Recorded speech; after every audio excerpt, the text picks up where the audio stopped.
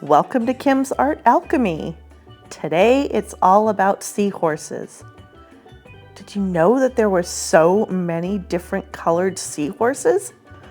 How cool are these?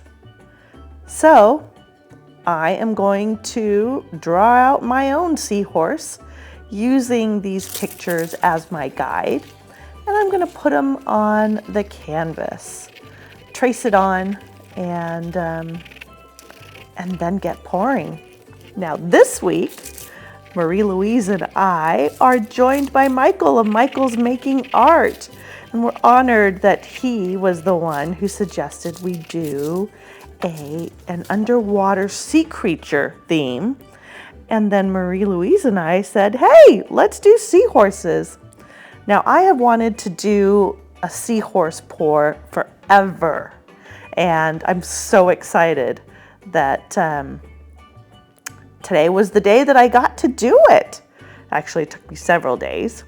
And I did some research. Several years ago, I had seen Anna Blunt do a seahorse using basically this technique to do it. So I am just following what she did, taping out the seahorse.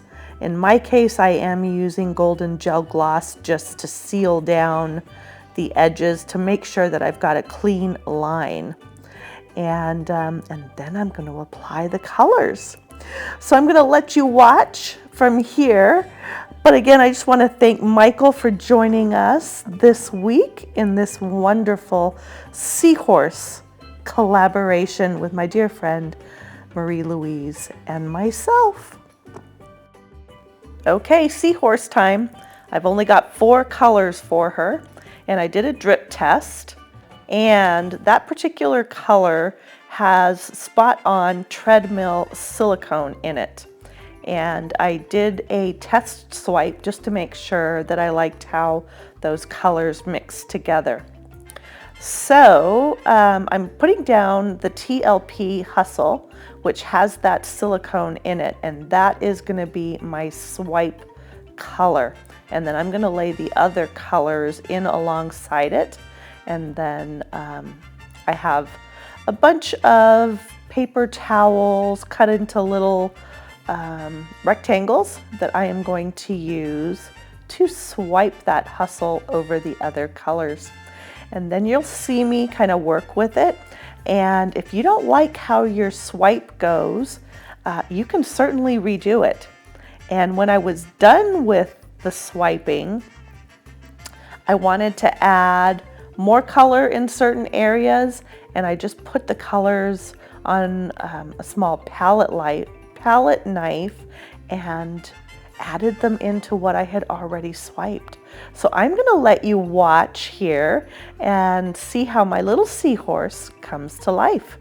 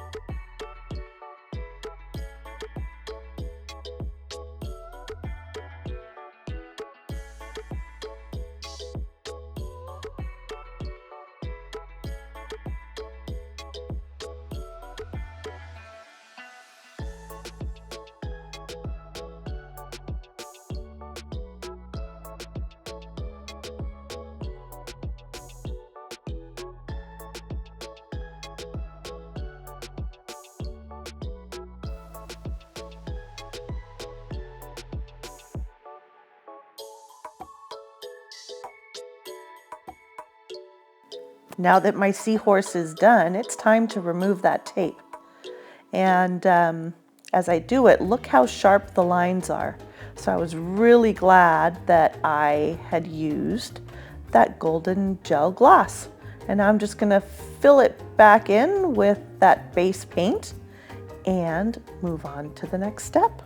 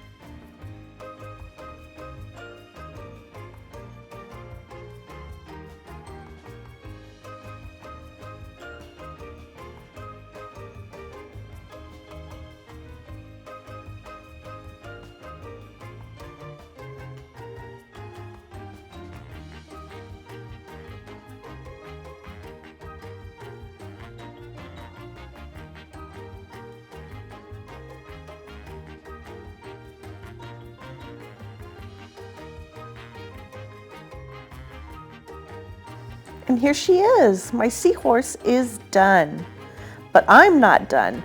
So I let this dry, and I wanted to create a little more interest in the whole painting. And I thought I would use some texture. And I had seen several videos from spray painting, and I have yet to try this with spray painting, but I thought this is what I'm gonna use to create my underwater scene for my seahorse. And using a kitchen sponge creates this great texture on this piece. And it's not super defined, but it does give that hint that my seahorse is floating around out in the ocean somewhere. As I'm finishing up here, there are a few things that I do off screen. I add bubbles into my sea using iridescent medium by Loft, and I put an eye on my gorgeous seahorse. So thank you so much for being here. Thank you again to Michael from Michael's Making Art for joining Marie Louise and myself this week. And thank you to all my channel members. So appreciate you, and appreciate you coming back each and every time I put up a video. It's so appreciated, and I hope you enjoy this piece.